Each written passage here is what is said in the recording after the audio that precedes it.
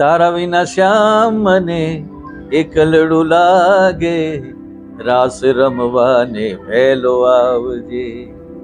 તારા વિના શ્યામ એકલડું લાગે, રાસ રમવાને વહેલો આવજે. હો તારા વિના શ્યામ મને એકલડું લાગે, રાસ રમવાને વહેલો આવજે. ગુજરાતની અસ્મિતા, ગુજરાતનું ગૌરવ, ગુજરાતનો ઇતિહાસ, ગુજરાતનો પ્રાણ, ગુજરાતની સંસ્કૃતિ, ગુજરાત ગરબા વગર કલ્પવું મુશ્કેલ છે.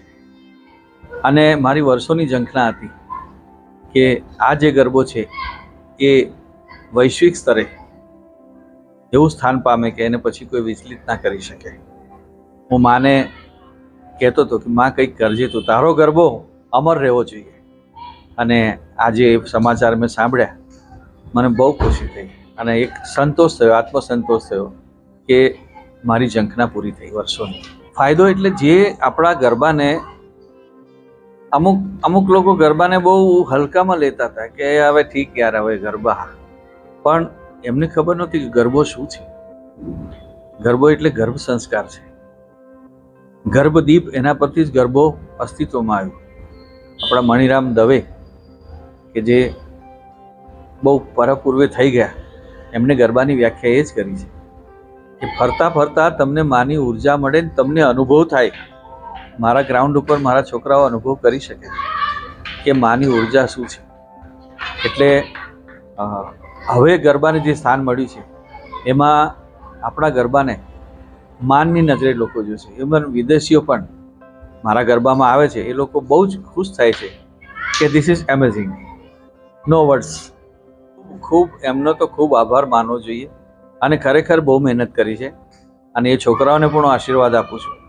ગુજરાત સરકારનો ધન્યવાદ કરું છું અને માનનીય વડાપ્રધાન આપણા શ્રી નરેન્દ્રભાઈ મોદીનો પણ હું આભાર વ્યક્ત કરું છું, ભારત સરકારનો, કે ગુજરાત પ્રત્યે આટલા સજગ રહીને આપણા ગરબાને આટલા ઉચ્ચ સ્થાને સ્થાન આપ્યું.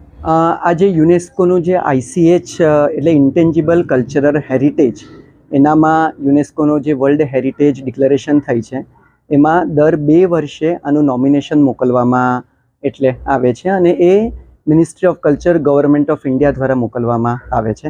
2021માં આપણને વેસ્ટ બેંગોલના કલકત્તાનો દુર્ગા પૂજા માટે વર્લ્ડ ICH ટેગ આપણને પ્રાપ્ત થયો હતો. તો જ્યારે 2023ની વાત આવી ત્યારે એના નોમિનેશન પ્રોસેસમાં એટલે મિનિસ્ટ્રી ઓફ કલ્ચરે નક્કી કર્યું કે આપણે આ વખતે ગરબા ઓફ ગુજરાતનું નોમિનેશન મોકલીએ અને એના માટે એની શરૂઆત ફેબ્રુઆરી 2022થી જ એટલે સ્ટાર્ટ થઈ ગઈ હતી.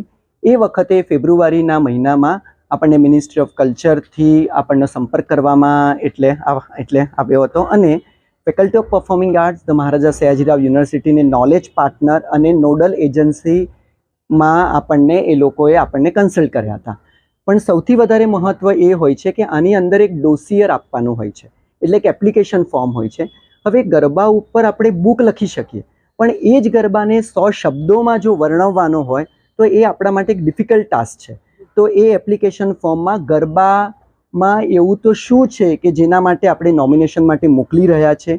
એ ફક્ત એક તહેવાર છે, એક ધાર્મિક છે, પણ એની સાથે સોસાયટી સાથે કેવી રીતે એટલે કનેક્ટેડ છે, સામાન્ય માણસ સાથે એ કેવી રીતે સંકળાયેલો છે, એ બધી માહિતી હોય છે.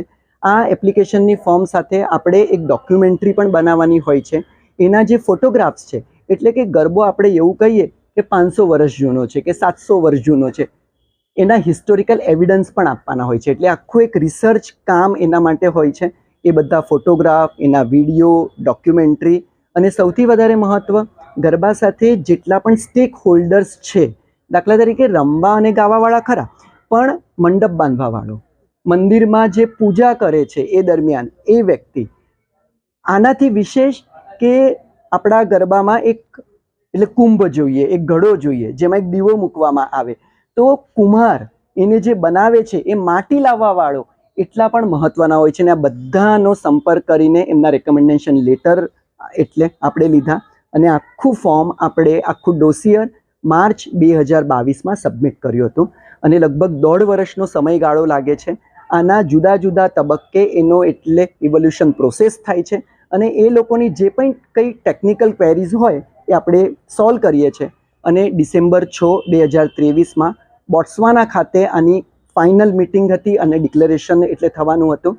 ત્યાં સવારે 6 વાગે એટલે ભારતીય સમય પ્રમાણે 1 વાગે એ લોકોની મિટિંગ ચાલુ થઈ અને ભારતનો નંબર લગભગ 3:30 વાગે એટલે આવ્યો. અને સૌથી વધારે મહત્ત્વની વાત છે કે વિધાઉટ એની ક્વેરી આપણને યુનેસ્કોએ ગરબા ઓફ ગુજરાત માટે ICH લિસ્ટ માટે આપને કન્સિડર કરે.